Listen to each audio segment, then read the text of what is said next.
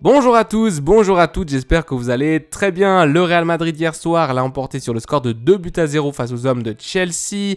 Un Real Madrid qui a été dominant en première mi-temps, surtout les 30 dernières minutes de cette première période.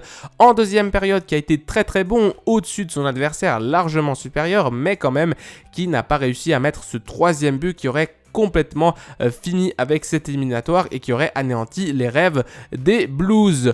Un Real Madrid très fort avec un bon Valverde, un excellent Vinicius, que dire de Camavinga. On va en parler dans cette vidéo, mais ah là là, il me titille le Real Madrid, ils font 30 minutes extraordinaires en première mi-temps et en deuxième mi-temps, on dirait que le tempo a un petit peu baissé, c'est dommage. On part du coup à Londres pour le match retour avec un avantage de 2 buts, c'est pas mal, mais on aurait pu taper ces Blues un tout petit peu plus. Allez, on en parle.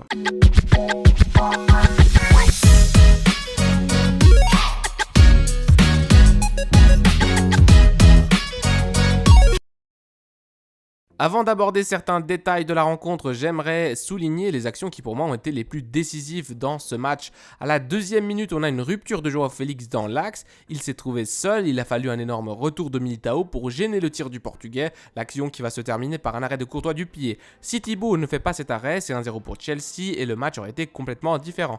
À la 9e, carton pour Fofana, carton jaune pour avoir stoppé un contre de Vini. Fofana qui va donc être conditionné durant tout le match et Vinicius, le Brésilien qui va en profiter, qui va n'en faire qu'une bouchée durant le reste de la partie. À la 21e, but du Real Madrid 1-0, balle en profondeur, le B de Carvajal pour Vini qui s'efforce de toucher le ballon du bout du pied, un demi-arrêt de Kepa spectaculaire, mais Benzema est à la retombée du ballon pour mettre le cuir au fond.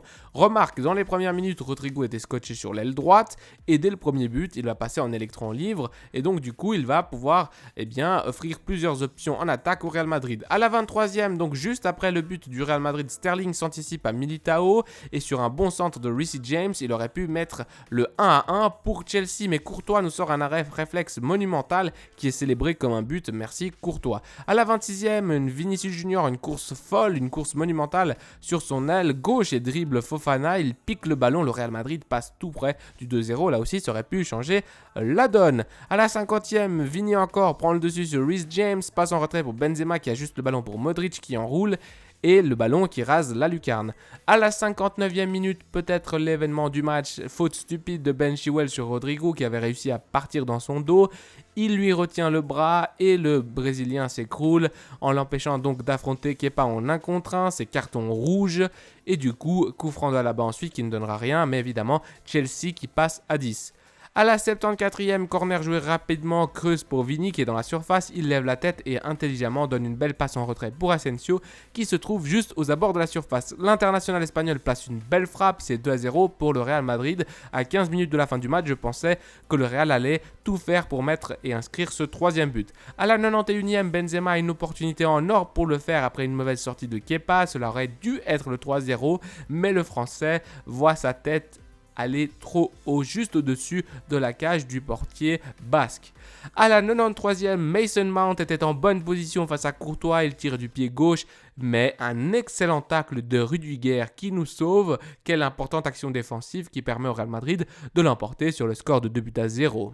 Lorsqu'on regarde les statistiques, on voit que le Real Madrid a dominé son adversaire, mais surtout en première mi-temps. De la minute 10 à la minute 45, le Real Madrid qui a surdominé Chelsea, 60% de possession de balle, 8 tirs cadrés, 3 grosses chances, donc 2 grosses chances manquées. Un Real Madrid qui était bon au milieu de terrain avec un gros travail de pressing de Fede Valverde, un Camavinga qui a été exemplaire, des grosses combinaisons entre Vinicius et Benzema, toujours ce duo impeccable. Mais en fait, le Real Madrid qui en deuxième mi-temps va lâcher l'accélérateur et on voit que la possession s'équilibre. Également les tirs cadrés, il y en a moins et en fait Chelsea va tout simplement équilibrer le match, même si l'équipe qui va dominer jusqu'à la fin ça sera le Real Madrid, Chelsea a quelques approximations et même après le 2-0, le Real Madrid qui n'a pas tué le match. Le reste, on voit qu'il y a eu assez peu de cartons finalement dans cette rencontre, très peu de corners, et qu'en fait le Real Madrid, si on regarde au total, a eu évidemment 18 tirs contre seulement 7 du côté de Chelsea, donc le Real Madrid évidemment qui est juste vainqueur. Le Real Madrid a été pertinent offensivement, comme à son habitude, le duo Benzema-Vinicius est étincelant, il propose beaucoup d'approximations, des tirs et même Marco Asensio lorsqu'il est rentré a été lui aussi très pertinent avec un but et plusieurs frappes.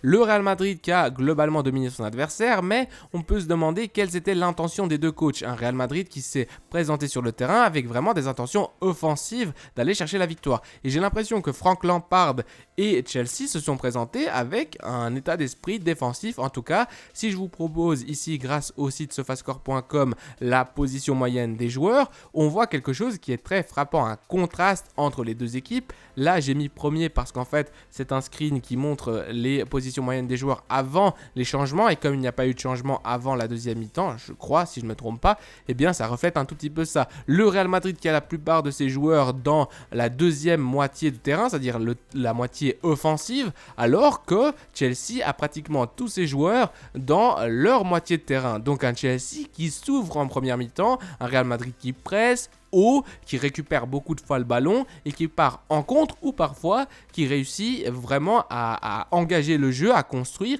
et à placer des bonnes attaques. Du coup, est-ce que le Real Madrid a été super imposant en première mi-temps? Oui, mais pourquoi Chelsea a essayé de défendre comme ça un tout petit peu? Et puis en plus, l'attitude de Chelsea et des joueurs était très passive. Il y a, si vous regardez sur Twitter, vous allez trouver une capture d'écran du match qui montre les joueurs de Chelsea qui regardent en fait les joueurs du Real Madrid depuis la défense essayer de combiner sans vraiment aller sur le porteur du ballon. Et quand tu vas pas sur le porteur du ballon, quand tu n'es pas agressif dans un match de Ligue des Champions, surtout un quart de finale, eh bien ça démontre peut-être que tu n'as pas l'ambition d'aller vraiment la gagner cette Ligue des Champions. Et je pense que c'est une attitude qui a été vraiment différente entre les deux équipes. Un Real Madrid d'un côté qui veut emporter le match, qui veut faire le jeu, et un Chelsea qui est un tout petit peu dépressif, qui n'a pas vraiment d'idée et qui est vraiment désorganisé pour le coup. Pour clore cette vidéo, j'aimerais vous présenter mes réflexions. J'ai eu le temps de re-regarder la rencontre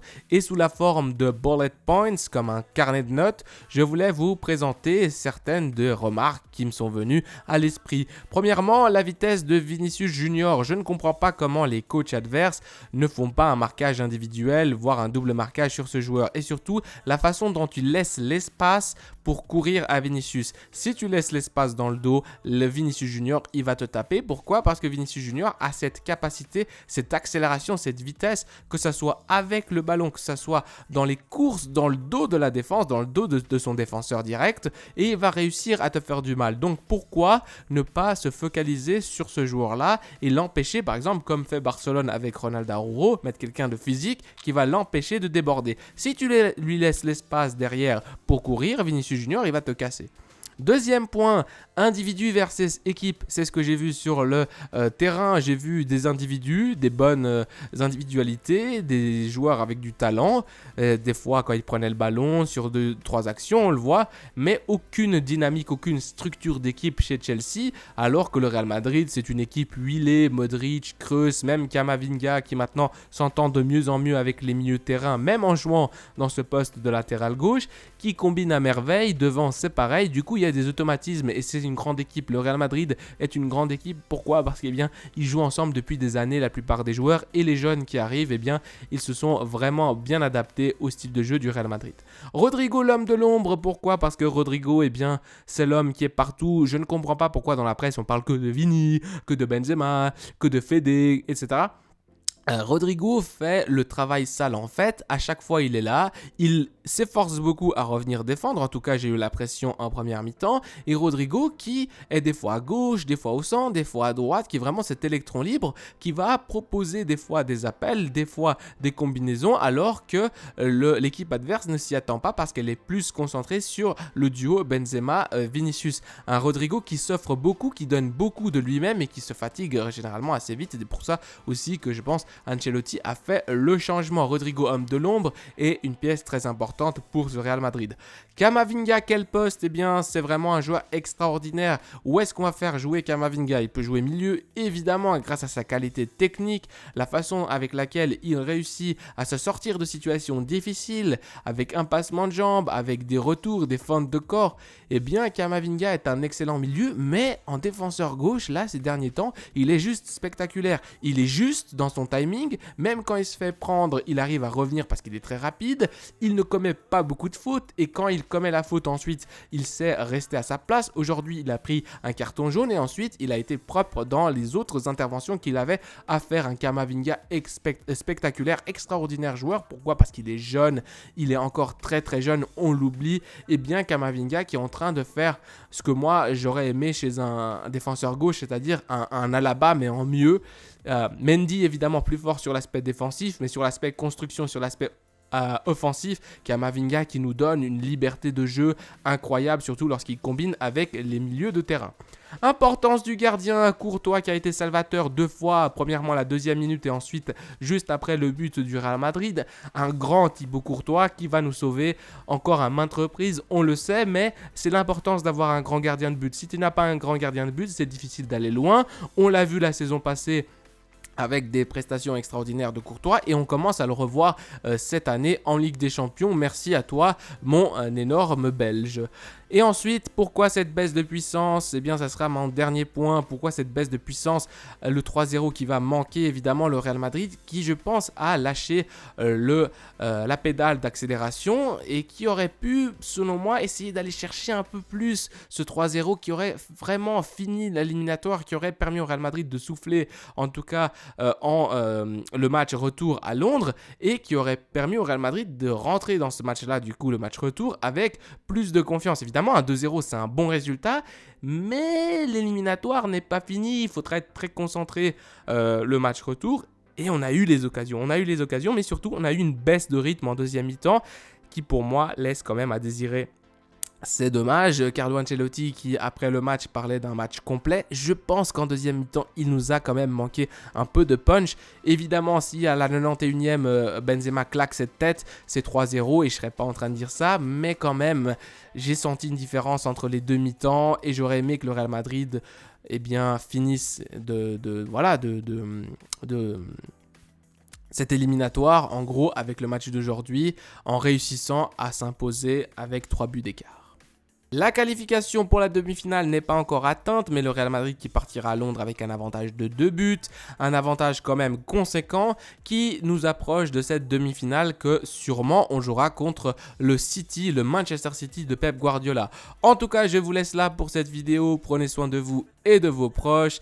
À la Madrid y nada más. Allez.